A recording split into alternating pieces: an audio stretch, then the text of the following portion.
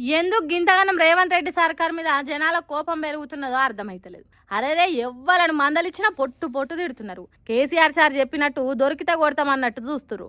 ఆ ముచ్చట జనాలకు ఎరికే గాని ఇంతకి ఇప్పుడు ఏం జరిగిందో చెప్పంటారా? ఇగో గీడ చూడుండ్రి.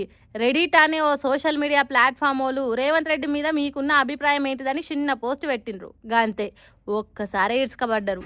కారాలు, మిరియాలు, ధనియాలు అన్నీ నూరిండ్రు. అబ్బబ్బా, కామెంట్ల వర్షం కాదు తుఫాన్ జలరేగింది. ఒక్కొక్కరు ఒక్కో తీరుగా మనం సీఎం రేవంత్ రెడ్డిని మెచ్చుకున్నాడు కాదు పోన్రి. మూసి అన్నాడు, గత్తర్ లేపిండు, ఫోర్త్ సిటీ అన్నాడు, రైతులను అరెస్ట్ చేసిండు, హెచ్సియు అడవులను ఆగం చేసిండు, జీవరాశులను చంపిండు, బీసీ రిజర్వేషన్ అన్నాడు, బిత్తర సూపులు చూస్తున్నాడు, కాళేశ్వరం కమిషన్ అన్నాడు, కాలం గడుపుతుండు, హైడ్రా తీసుకొచ్చిండు, హై లెవెల్ డ్రామా ఆడిండు, పేదోళ్ళ ఇండ్లు కూలగొట్టిండు, పెద్దోళ్ళ ఇండ్లు నిలబెట్టిండు, ఎన్నెన్నో చెప్పిండు, ఒక్కటి కొసెళ్ళలేదు. ఎస్ఎల్బీసీ స్వరంగ పనులు ఎల్లెలకల పడ్డాయి. 6 గ్యారెంటీలు అటకెక్కినాయి.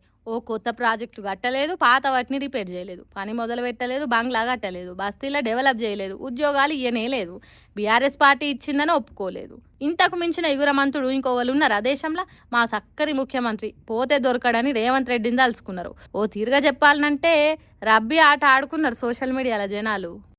ఎందుకు గింతగానం రేవంత్ రెడ్డి సర్కార్ మీద జనాల కోపం పెరుగుతున్నదో అర్థమైతలేదు. అరేరే